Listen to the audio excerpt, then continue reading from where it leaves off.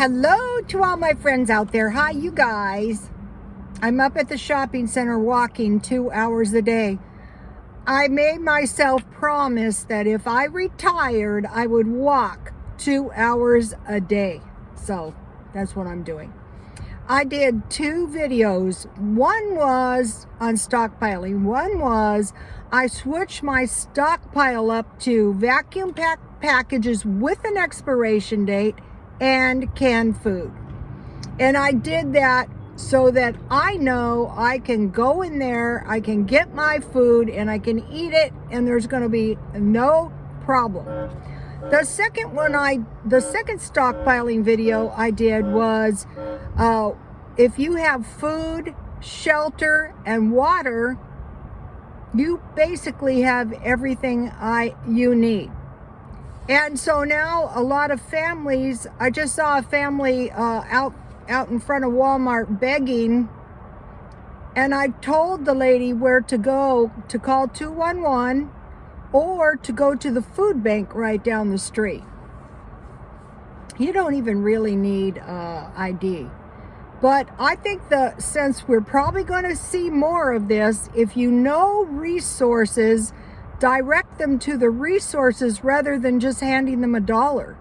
Because at that food bank, they give you tons of food, and you can also get lots of produce. I think one Saturday a month. And then the Salvation Army is really good to go in El Cajon. Okay, so now I was going to do these points, these why stockpile videos one by one, but I decided just to combine the last bunch of them under one video because some of this stuff might be happening. I hope not. Okay, number 3 video, why to stockpile food. 1, another pandemic shutdown. If it became severe enough, it could literally shut down everything. It really could. So we want to stockpile at least enough food. Start out, if you don't have a stockpile 1 day. You can do that if you buy your food half price. Then you're paying the same amount and you're getting 2 times as much food. Or you can buy cheap food, and that is going to make your food go further. So you start out 1 day, then the weekends, then a week, and then 2 weeks, and then 3 weeks, and then a month. The reason you go from 3 weeks to a month is because some months are almost 4 weeks, and if you get paid on the 3rd, it can be a long time. And then 3 months, and then 4 months, and then 6 months. And once you get to about 6 months, you're going to be learning this stuff, and you try to go to a year, you try to go to 2 years. And that includes clothes. I'm going to be buying clothes at the thrift store, and I will show you. Okay, so we're preparing, God forbid. I mean, if there was a bad enough pandemic, things could literally shut down, you guys. Okay, disruption of the delivery of the food. So just off the top of I could see that happening. The truckers, there was rumors the truckers were actually going to strike, and they didn't. But weather events. Last year, my son went from San Diego to Las Vegas, and there was a blizzard, and the big trucks had to pull over. Everyone did. But if these were heading for a grand solar minimum, and if these weather events were severe, it could shut down the distribution of the food. Riots. The truckers are not going to get themselves killed and not going to get their stuff destroyed because of riots and looting. I was here in La Mesa when we had the Vons tore up and the bank burned. I mean, people just running around. It was really bad. That's why I don't live in La Mesa anymore. Okay, unforeseen events, like just freak stuff. So one of the reasons we stockpile is for freakish stuff. Okay, like earthquakes, We should expect those in Southern California. You know, the not the last apartment, but the apartment before. I lived on the second floor, and there was a crack in front of the stairs. I was so glad to get out of there. I had a 2-ton air conditioner over my bed, and we took geology, and you know, we knew it. I got out of there, God help me. Okay, fires. If you live in Southern California, fires. Floods. If you live in flood areas, if we have heavy snows and you have floods to the north of you, floods. Also, there was the big explosion. I can't remember where it was. It was just like a massive explosion from fertilizer. Oops. I don't think it was an accident. Okay, heavy snow and sleet. What we're preparing for basically is a mini ice age, a recession, possible depression. Okay, so I put famine under its own heading, or worldwide famine. It doesn't matter why these famines happen, but the worldwide famines, the famines would be expected in these really cold areas. And we have helped some of these countries. Almost every country we have helped.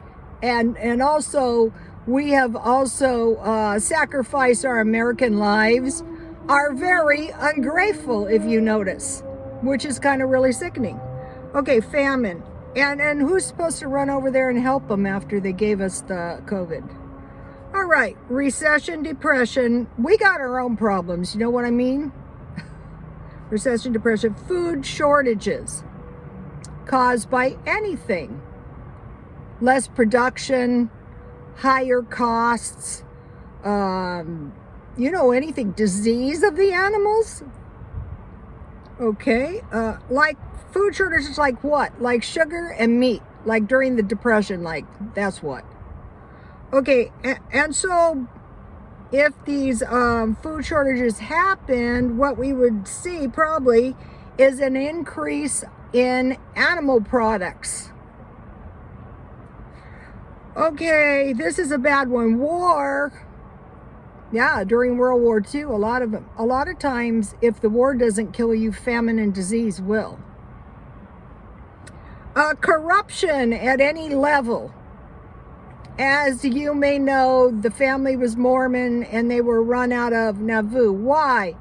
For resource snatching. That's why. For dairy farms, for cattle, for horses, for food, for land, for snatching resources, for claiming land that was not actually there. Okay, we still have it, you guys. It's just taking on a different form. So if that happens and you're the recipient of this snatching, you could find yourself starving. Okay. Corruption at any level, resource snatching. So the corruption is because they want to snatch the resources. Remember the Mormon ladies that were murdered and their children? There was lithium rights.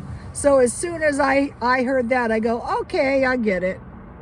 Okay, now the next one, emergency evacuation.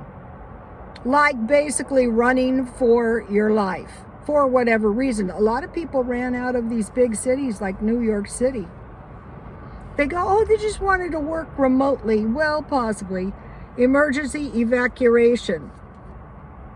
Stockpile, because if things get tight and your friends and neighbors don't have any food, what do you want to say? Sorry, we don't have any food. I guess you'll be starving? I don't think so. Okay, next reason, pestilence.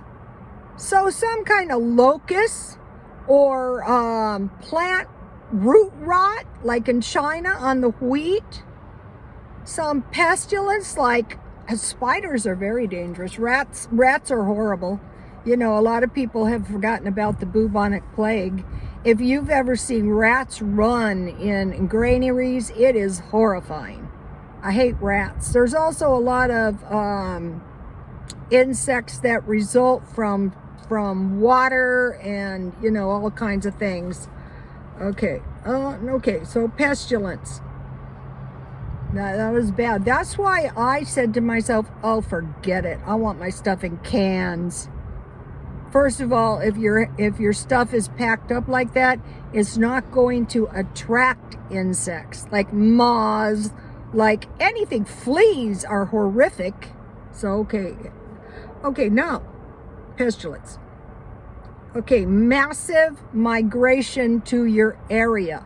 Okay, if a lot of bad stuff starts happening, there's going to be a massive migration to your area.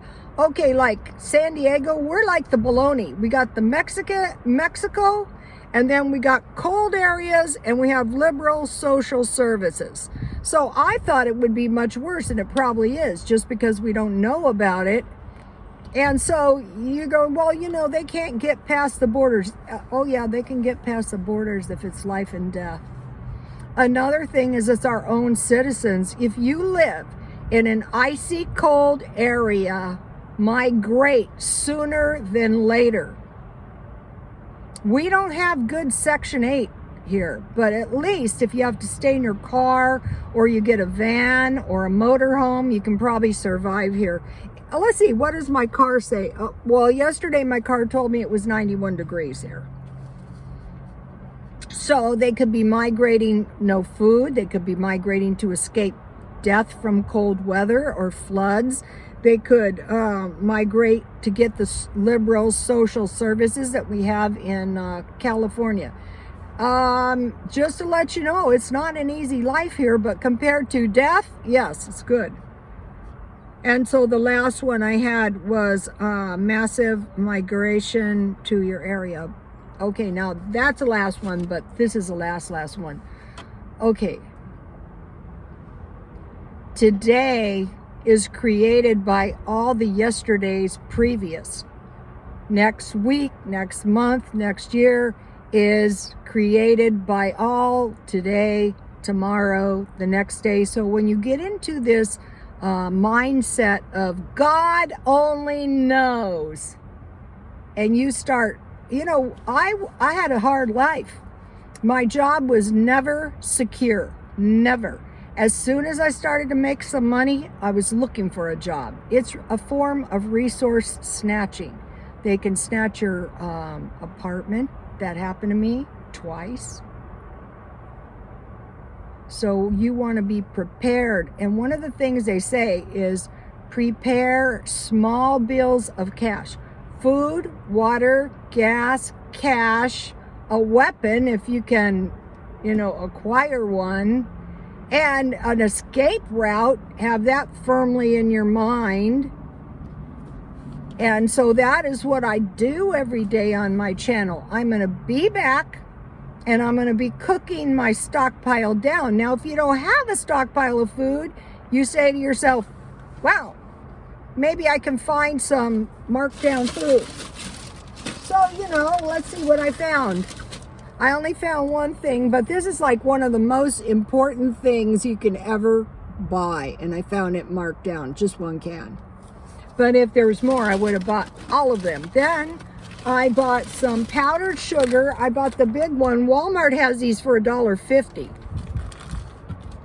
After I open them, I keep them in the refrigerator. And I bought some, I think I'm going to buy my nuts at Walmart. That way I know they're not old, they're not rancid.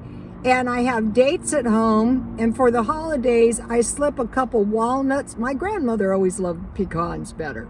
God rest her soul. The ancestors are directing me. I'm telling you, I took one look at that baby and I said to myself, hallelujah.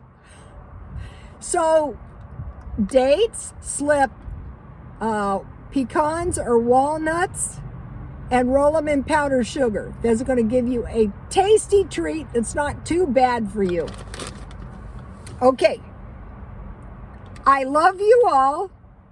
even if you personally hate me, that's okay. Take my advice and say, she really bugs me. She's too damn cheerful all the time. You guys, I almost had a heart attack when the baby was being born. But now things couldn't be better.